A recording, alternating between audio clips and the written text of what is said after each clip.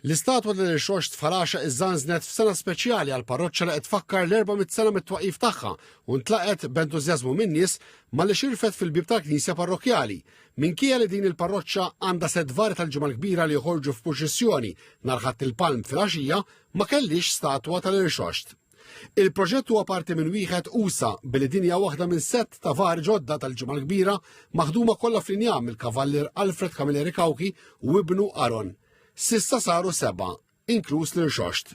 Mela, il-farri ġiet ikkummissjonata fl-2018 minn Fader Godwin Refaro, il-kappellan ta' dak iż-żmien.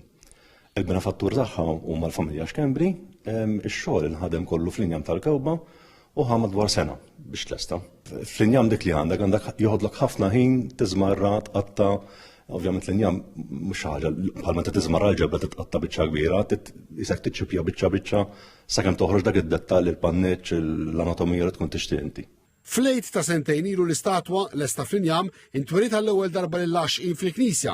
Sena ilu mbagħad ittieħdet tal-induratura għand Ħoris Farrugia, veteran f'dan ix-xogħol dan kien l-ewwel irxoxt l-indura. Taħadna għandu ddiskutejna flimkien miegħu id-disinni, ħaħseb anke Ħoris pereżempju l-inforra ħallija sempliċi biex tagħmel kontrast mal-naħal ta' barra tal-libsa.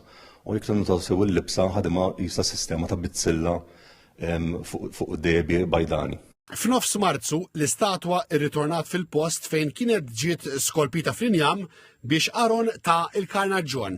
Karnaġġon insamu magħha ġib l-istatwa għal-ħajja, ovvjament. Issa ovvjament irid ikollok bażi tajba biex dawk id-dettalji tkun se toħroġhom. Però ovvjament anki id-daqqa tal-pinselli tagħti u l-postijiet fejn tisfoma. Titoqgħod ħafna attent biex dak id-dettalji għandek taħt ma tirrovinax anzi tagħmlu iktar realistiku.